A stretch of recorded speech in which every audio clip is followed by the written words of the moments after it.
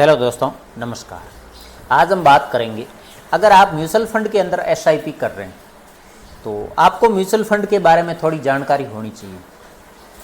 जैसे एसआईपी को कैसे स्टार्ट करें, अगर एसआईपी आपको ठीक नहीं लग रही है तो आप दूसरी एसआईपी के अंदर फंड को कैसे ट्रांसफ़र कर सकते हैं। हम ये सोच रहे हैं कि मेरा गोल पूरा हो गया है तो उस समय आप उस एसआईपी को कैंसिल कैसे करें। आप अपने पैसे को सेविंग अकाउंट के अंदर कैसे विड्रॉल करें एसआईपी को कैंसिल करके, या एसआईपी को आप अगर इस महीने नहीं भरना चाहते हैं तो अगले महीने आप एसआईपी को पुश कैसे करें। ये कुछ बातें हैं, बेसिक सी नॉलेज है, ज़्यादा बड़ा कुछ भी नहीं है। तो आप ये सारी बातें आपको जाननी चाहिए। मेरा वीडियो बनाने का मेन मकसद यही है कि हर रिटेल निवेशक, एक छोटा मोटा इन्वेस्टर, उसको ये इन्वेस्टमेंट करने का नॉलेज होना चाहिए। चाहे वो स्टॉक मार्केट के अंदर करें, चाहे आप म्यूचुअल फंड के अंदर करें। तो नॉर्मल बात है, अगर खुद आप ध्यान करेंगे इस बात का तो ज़्यादा बड़ा इसके अंदर कोई रॉकेट साइंस नहीं है। आपको नॉर्मल सा ध्यान रखना है, क्योंकि हम एक छोटा सा पैसा इन्वेस्टमेंट करते हैं। जैसे एक रिटेल निवेशक है, वो 5-4 लाख रुपए इन्वेस्टमेंट करता है, 8-10 लाख रुपए इन्वेस्टमेंट करता है, या छोटी सी एसआईपी करता है। अब उसके अंदर भी वो अगर एजेंट का सहारा लेगा तो एजेंट का कमीशन जाएगा। तो इससे बेहतर है थोड़ा सा आप खुद को बेसिक नॉलेज होगा तो आप डायरेक्ट कोई भी पॉलिसी ले सकते हैं, किसी भी इन्वेस्टमेंट के अंदर जा सकते हैं, किसी भी स्टॉक के अंदर जा सकते हैं। तो आज हम बात करेंगे, आपके पास अगर एसबीआई के अंदर म्यूचुअल फंड आपने ले रखा है तो आप एसआईपी को कैसे कैंसिल करें। जैसे आप एसबीआई का मैं एक उदाहरण के तौर पर ले रहा हूँ, आप एचडीएफसी के अंदर जा सकते हैं, वो भी बहुत बड़ा फंड हाउस है। लगभग हर बैंक अपना फंड हाउस चलाती है, सभी का एसेट मैनेजमेंट कंपनी है और सबका ज़्यादा कोई डिफरेंट नहीं होता इसके अंदर स्टार्ट करने का, बंद करने का, विड्रॉल करने का, रिडीम करने का या कैंसिल करने का।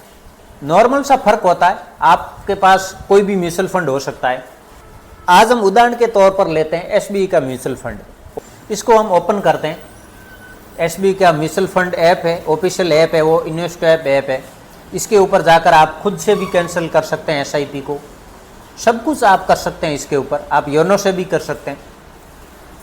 तो सबसे पहले हम आज यही बात कर लेते हैं कि इन्वेस्ट ऐप है एसबीआई का म्यूचुअल फंड का, इसको हम ओपन करते हैं। आप इंस्टॉल कर सकते हैं प्ले स्टोर, गूगल स्टोर से, और उसके बाद आप ओपन करें और सारा प्रोसेस है वो नॉर्मल सा है, मैं आपको बताता हूँ। तो उसके बाद इस तरीके का आपको दिखेगा। तो उस समय आप यहाँ नीचे आप देख सकते हैं, यहाँ पोर्टफोलियो है, इस पोर्टफोलियो के ऊपर जाए और यहाँ आप क्लिक करें। अगर आप पोर्टफोलियो के ऊपर क्लिक करेंगे तो ये नेक्स्ट पेज खुल जाएगा और यहाँ जो भी आपकी एसआईपी वगैरह, जो भी जिस तरह का आपने प्लान ले रखा है, सारी डिटेल आपको मिल जाएगी। उसके बाद में आप यहाँ पर जाएं, जैसे यहाँ लिखा है my systematic plan, SIP, STP, SWP investment. आप इसके ऊपर, ये एरो बना हुआ, इसके ऊपर आप क्लिक करेंगे तो नेक्स्ट पेज खुल जाएगा। नेक्स्ट पेज खुलने के बाद में यहाँ आपको दिख जाएगा जो भी आपकी एक्टिव एसआईपी है, जो मंथली एसआईपी, क्वार्टरली, ईयरली जो भी एक्टिव है वो यहाँ आपको मिल जाएगी। तो जैसा कि आप यहाँ देख सकते हैं, मेरी एक एसआईपी है वो 2000 रुपये की है और मंथली है, वो एक्टिव है। थोड़ा सा आप नीचे स्क्रॉल करेंगे तो यहाँ एसआईपी का नाम आ जाएगा, SBI mid cap fund regular plan growth. तो ये एसआईपी है और यहाँ एक्टिव दिखा रहा है, 2000 रुपये की है और एक्सपायरी है इसकी 2063 तक की। तो इसको आप, जैसे ये एक्टिव है, अब आप इसको जैसे कैंसिल करना चाहते हैं, जैसे कोई भी रीज़न हो सकता है कैंसिल करने का, आपका गोल भी पूरा हो गया मान लेते हैं, आप आगे नहीं भरना चाहते, मैं इसको कैंसिल कर रहा हूँ। जैसे यहाँ लिखा है, जैसे ये मैंने ले रखा मिड कैप फंड, ये रेगुलर ग्रोथ है, ये रेगुलर प्लान है, इसी कारण मैं इसको बंद कर रहा हूँ। उसके बाद मैं स्टार्ट करूंगा, वो होगा डायरेक्ट प्लान। तो डायरेक्ट प्लान के अंदर हमारा एजेंट का कमीशन है वो नहीं लगता है, और रेगुलर प्लान के अंदर आपका एजेंट का कमीशन लगेगा। चाहे आपने एजेंट नहीं बनाया है, जैसे आप सीधे बैंक से ले रहे हैं, लेकिन आपने रेगुलर प्लान लिया है तो आपका उसके अंदर बैंक आपका एजेंट ही होगा और आपको कमीशन कटेगा जब आप मैच्योर करेंगे तब। तो आप ये बात ज़रूर ध्यान रखें, जब कभी भी कोई भी प्लान लें तो आप डायरेक्ट प्लान ज़रूर लें। आप बैंक के अंदर भी जा सकते हैं और वहाँ से आप स्टार्ट कर सकते हैं, लेकिन आपको वहाँ से डायरेक्ट या रेगुलर प्लान के अंदर डिफरेंट क्या वो नहीं बताएंगे, आपको सीधा सा रेगुलर प्लान ही दिया जाएगा। तो उस समय आप बोल सकते हैं मुझे डायरेक्ट प्लान चाहिए, रेगुलर प्लान मैं नहीं लूँगा। और अगर वो चलो दे देते हैं या आपने ध्यान नहीं किया या आपसे भूल हो गई, तो उसके बाद भी आप उसको कैंसिल कर सकते हैं। और पोलियो बनने के बाद आप खुद डायरेक्ट प्लान को खुद भी बाय कर सकते हैं। तो हम आज इसको कैंसिल करेंगे। तो उसके बाद आप यहाँ आगे जाएं, जैसे ये 3 डॉट बना हुआ, आप इसके ऊपर क्लिक करें। यहाँ क्लिक करने के बाद में आपके पास ये ऑप्शन खुलेगा, top up SIP, modify SIP, push SIP या कैंसिल SIP। अभी हमें कैंसिल करना है तो हम इस कैंसिल के ऊपर ही जाएंगे।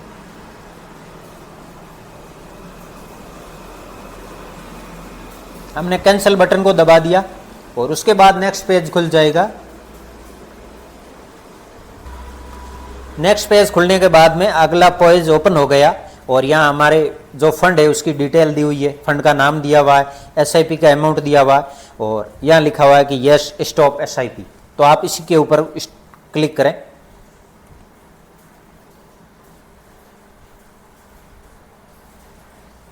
उसके बाद नेक्स्ट पेज खुल जाएगा कि आप SIP को कैंसिल क्यों कर रहे हैं। मतलब उनका कारण ये है पूछने का कि आप जैसे हम SIP को कैंसिल कर रहे हैं तो म्यूचुअल फंड भी ये फीडबैक लेना चाहता है कि लोग SIP को कैंसिल क्यों कर रहे हैं, क्या रीज़न है।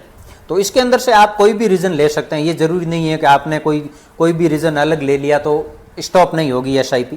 आप कोई भी ले सकते हैं। जैसे यहाँ लिखा है गोल अचीव, मेरा गोल पूरा हो गया, इसी कारण मैं SIP को स्टॉप करना चाहता हूँ, तो आप इसको कर सकते हैं। इसके अंदर टिक करेंगे और उसके बाद में यहाँ लिखेंगे प्रोसेस्ड विथ कैंसलेशन, इसके ऊपर आप आ जाएंगे।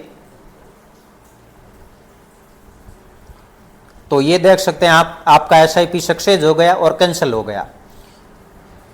इसके बाद हम ये भी चेक करेंगे कि जहां एक्टिव हमें दिखा रहा था वहां हमारा कैंसिल हुआ कि नहीं हुआ।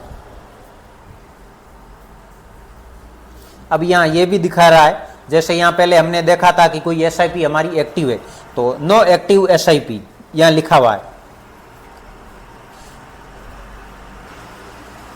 तो इस तरीके से आप किसी भी SIP को स्टार्ट कर सकते हैं, अपने से स्टॉप कर सकते हैं, आगे पुश कर सकते हैं, किसी फंड से दूसरे फंड के अंदर जा सकते हैं।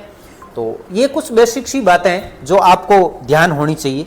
अगर आप कुछ बातों का ध्यान रखेंगे तो भी आप जैसे लंबे समय का इन्वेस्टमेंट करते हैं, तो अगर आपका समय लंबा है, आपने SIP के अंदर लगभग 15-20 साल दे दिए, आपने जो भी SIP कर रहे हैं या लमसम प्लान कोई भी ले रहे हैं, लंबे समय का आपका शानदार रिटर्न बनेगा।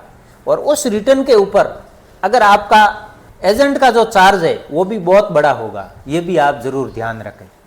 जैसे आप 25, 30, 40 लाख रुपए हो गए या 50 लाख 1 करोड़ तक आप पहुंच गए, आपने 15-20 साल तक इन्वेस्टमेंट किया, तो लगभग 50 लाख 1 करोड़ के ऊपर एजेंट का चार्ज है वो बहुत बड़ा आपको नजर आएगा। आज के समय के अंदर जैसे हम स्टार्ट करवाने जाते हैं तो एजेंट वही आपको प्लान देगा जिसके अंदर उनको बेनिफिट है, बैंक भी वही प्लान देगी जिसको बैंक के अंदर बैंक को प्रॉफिट है, क्योंकि सबका अपना अपना बिजनेस, चाहे बैंक हो तो वो भी तो बिजनेस करती है।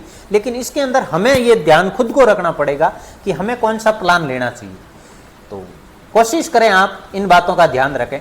लेने से पहले, किसी भी फंड को बाय करने से पहले, सेल करने से पहले आप अपने फाइनेंशियल एडवाइजर से सलाह लें और उनके कहे के मुताबिक ही आप इन्वेस्टमेंट करें। ये वीडियो एक उदाहरण मात्र है आपको एक समझाने के लिए कि आप इस तरीके से इन्वेस्टमेंट कर सकते हैं, SIP को रोक सकते हैं, SIP को स्टार्ट कर सकते हैं, SIP को बंद कर सकते हैं। ये एक उदाहरण मात्र है।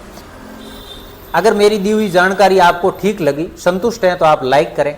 अगर ठीक नहीं लगी तो आप डिसलाइक भी कर सकते हैं और चैनल को सब्सक्राइब करके जरूर रखें। फिर मिलते हैं हम नए वीडियो में नई जानकारी के साथ। तब तक के लिए जय हिंद, जय Bharat. Thank you for watching.